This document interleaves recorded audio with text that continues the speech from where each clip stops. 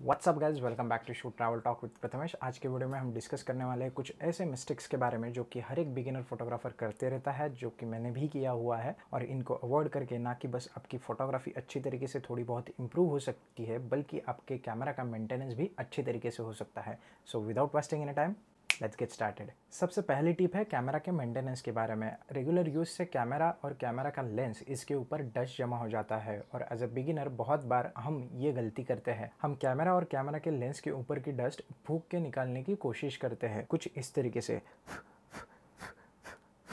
सो ये गलती हमें कभी भी नहीं करनी है। अपने मुंह से आने वाली हवा ये मॉइस्चर से भरी हुई होती है और ये मॉइस्चर ही कैमरा का सबसे बड़ा दुश्मन है। इस मॉइस्चर की वजह से आपके कैमरा और कैमरा के लेंस के अंदर फंगस जमा होने के बहुत ज़्यादा चांसेस होते हैं। एक बार अगर आपके कैमरा और कैमरा के लेंस के अंदर फंगस चला जाए तो इसको रिमूव करना ऑलमोस्ट इम्पॉसिबल होता है और आपका इतना महंगा कैमरा बस एक फूंक से खराब हो सकता है। सो ऐसे डस्ट को रिमूव करने के लिए आपको एक सिंपली क्लीनिंग ब्रश या फिर माइक्रोफाइबर क्लॉथ का इस्तेमाल करना है। सेकंड मिस्टेक जो बिगिनर फोटोग्राफर्स रेगुलरली करते हैं वो की है अपने कैमरा के लेंस के फ्रंट एलिमेंट को किसी भी कपड़े से साफ करना। हर एक कपड़े का टेक्सचर अलग अलग होता है और अगर आप हार्ड टेक्सचर के कपड़े से अगर आपके कैमरा के लेंस के फ्रंट एलिमेंट को क्लीन करोगे तो स्क्रैचेस आने के ज्यादा चांसेस है। इन स्क्रैचेस की वजह से आपका लेंस का एलिमेंट डैमेज भी हो सकता है और एट द एंड आपका लेंस कंप्लीटली खराब हो सकता है।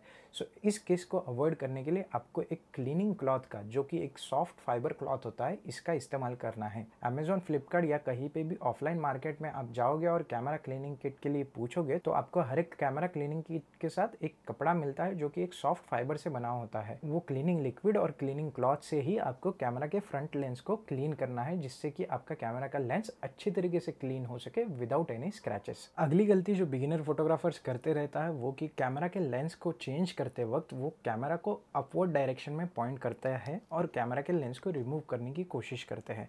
सो ये गलती हमें कभी भी नहीं करना है। ऐसे करने से अगर सनलाइट आपके कैमरा के सेंसर के ऊपर डायरेक्टली पड़ता है तो आपका सेंसर कंप्लीटली डैमेज हो सकता है और आपको कैमरा इमीडिएटली फेंक देना पड़ेगा या फिर कैमरे का सेंसर रिप्लेस करना पड़ेगा। कैमरा का सेंसर का रिप्लेसमेंट बहुत ही महंगा होता है और ये गलती आपको बहुत महंगी पड़ सकती है। सेकेंडली, इस तरीके से कैमरा को ओपन करके आप कैमरे के अंदर डस्ट और मॉइस्चर को इजीली एक्सेस दे रहे हो। सो इस गलती को अवॉइड करने के लिए कोई भी लेंस को रिमूव करते वक्त आपको कैमरा डाउनवर्ड रखना है, जैसे मैंने अभी होल्ड किया है।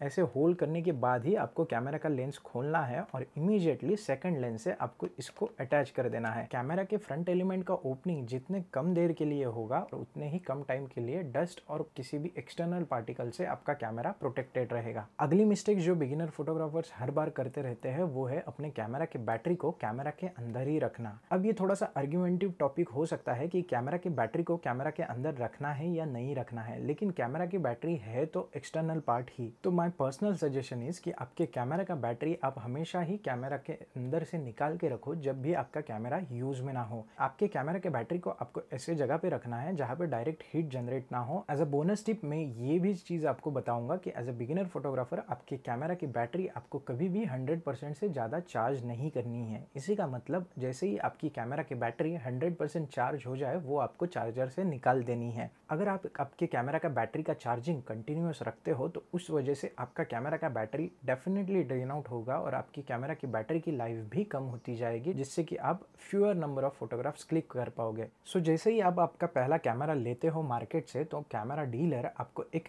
यूवी फिल्टर का रिकमेंडेशन करता है और बोलता है कि आपकी कैमरा की लेंस यूवी रेज से प्रोटेक्ट हो जाएगी और एट द सेम टाइम किसी भी डैमेज से आपके कैमरा के लेंस को बचाएगी। लेकिन ये यूवी फिल्टर आपको कैमरा के सामने कभी भी नहीं लगाना है। मैं बताता हूँ क्यों। अगर आप सस्ती क्वालिटी का यूवी फिल्टर लेते हो तो वो एक फाइबर ग्लास एलिमेंट से बना होता है, जो कि आपके कैमरा के लेंस का जो ग्लास एलिमेंट है उससे कई गुना खराब क्वालिटी का होता है। ऐसे चीप क्वालिटी के यूवी फिल्टर्स यूज करने से आपके फोटोग्राफ्स की क्वालिटी सिग्निफिकेंटली डिग्रेड हो सकती है। और अगर आप आपके कैमरा के लेंस के फ्रंट एलिमेंट को एक्सीडेंटल डैमेज से बचाना ही चाहते हो तो लेंस के साथ जो लेंस हुड आता है वो सफिशिएंट है किसी भी एक्सीडेंटल डैमेज से आपके लेंस को बचाने के लिए। और अगर आप यूवी फिल्टर लगाना ही चाहते हो तो मैं सजेस्ट करूंगा कि आप अच्छे क्वालिटी का, अच्छे कंपनी का यूवी फिल्टर ही कैमरा के लेंस के सामने लगाना। अगले कुछ मिस्टेक्स जो बिगिनर फोटोग्राफर करते हैं वो है स्पेसिफिकली फोटोग्राफी के रिलेटेड।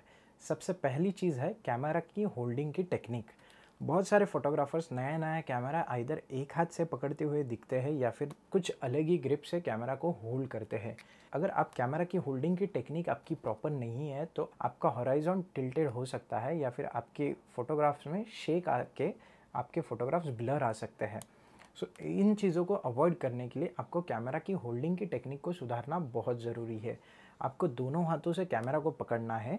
आपको लेफ़्ट हैंड से आपके लेंस के ऊपर आपको कंट्रोल रखना है जिससे कि आप जूम और फोकस रिंग दोनों को चेंज कर सको आसानी से। आपके लेफ़्ट हैंड का जो पाम एरिया है इसको आपको कैमरा के नीचे as a support element use करना है। और आपका जो राइट हैंड है, राइट हैंड से आपको कैमरा की राइट साइड को 3 फिंगर से अच्छी तरीके से होल्ड करना है।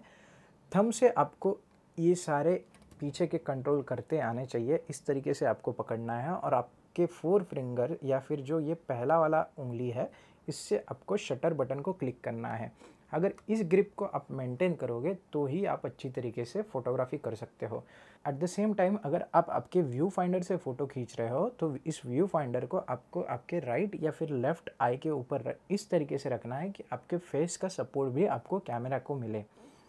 अगेन वन मोर थिंग जो आपको करनी है वो आपके हाथों को ना कि ऐसे स्प्रेड करके रख के, बल्कि इनको आपको बॉडी के जितना पास रख सकते हो उतना रखना है ताकि आपको एक स्टेडी स्टेबल ह्यूमन बॉडी का एक ट्राइपॉड स्ट्रक्चर आपको कैमरा को मिल सके जिससे कि आप अच्छी तरीके से फ़ोटो खींच सकते हो। नेक्स्ट गलती जो बहुत सारे बिगिनर फोटोग्राफ करते हैं वो बहुत ज़्यादा ऑटो मोड पे डिपेंडेंट रहता है। उनको लगता है कि ऑटो मोड पे जो वो फ़ोटो खींच रहे हैं वो अच्छी फ़ोटोज़ है और वो सारी फ़ोटोज़ उनके कैमरा की वजह से ही आ रही है।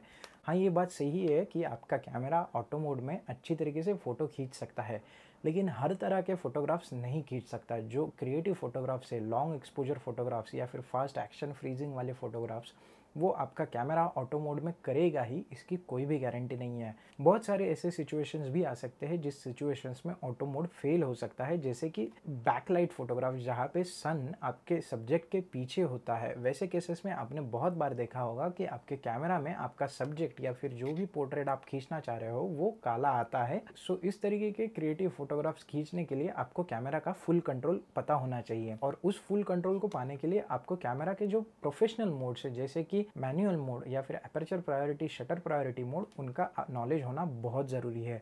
अगर ये सारी चीज़ें आप सीखना चाहते हो तो चैनल पे बहुत सारे वीडियोज़ है, आप उनको देख सकते हो।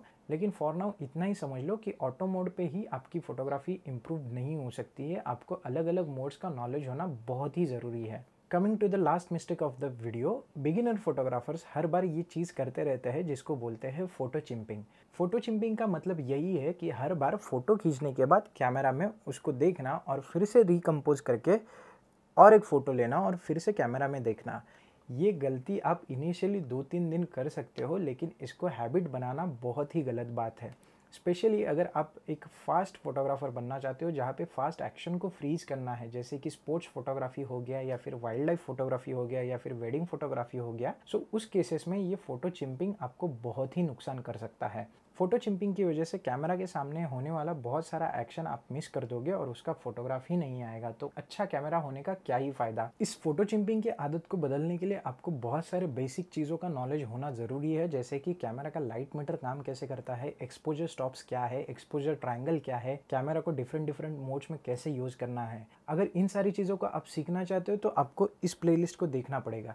आई होप एज अ बिगिनर आप इन मिस्टेक्स को अवॉइड करोगे और आपकी फोटोग्राफी और थोड़ी इम्प्रूव करोगे। अगर ये वीडियो आपको अच्छा लगा है तो वीडियो को लाइक करना, कमेंट करना, सब्सक्राइब करना चैनल को। I will see you in the next video. Till then shoot, travel, talk with Prathamesh. Bye bye.